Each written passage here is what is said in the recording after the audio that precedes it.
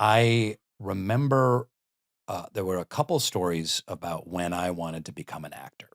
And I know you have a similar story, and I want to hear about the community college story because both of our stories involve women. So I moved to this new high school outside of Chicago called New Trier that had this amazing theater program and a storied theater program. They had several theaters. They did like 9 productions a year, and they had guest directors, and it was crazy.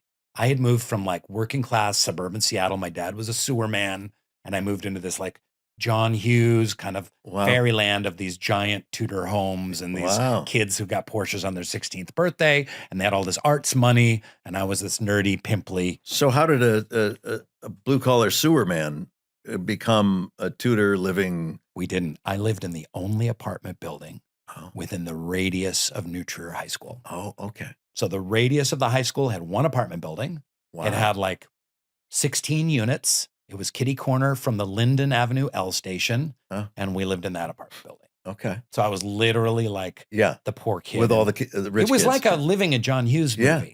So I really wanted to act. I signed up for my first acting class. We did this exercise called Private in Public, where you're just supposed to be like you're in your room when and you're no one's a baker, watching. You pull out a loaf of bread. That one?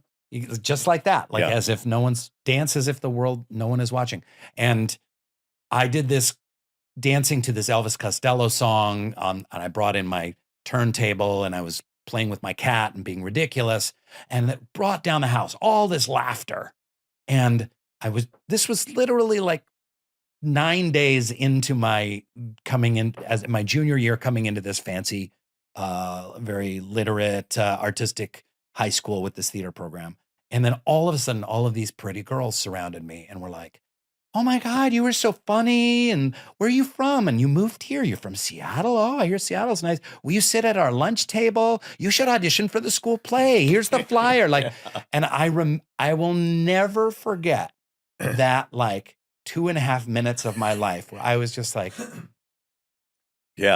And in my head, I was like, all the other pursuits that I had done before, playing the bassoon, being on the chess team, Model United Nations. And for some reason, those things didn't catch the eye of women? No.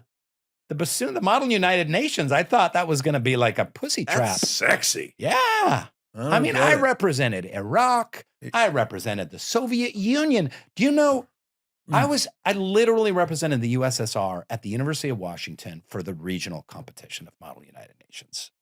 That's a big responsibility. Wow. Nothing. But you do a little Elvis Costello crazy dancing in your room and make people laugh, and all of a sudden, so you're not welcome in China, but you are in Russia.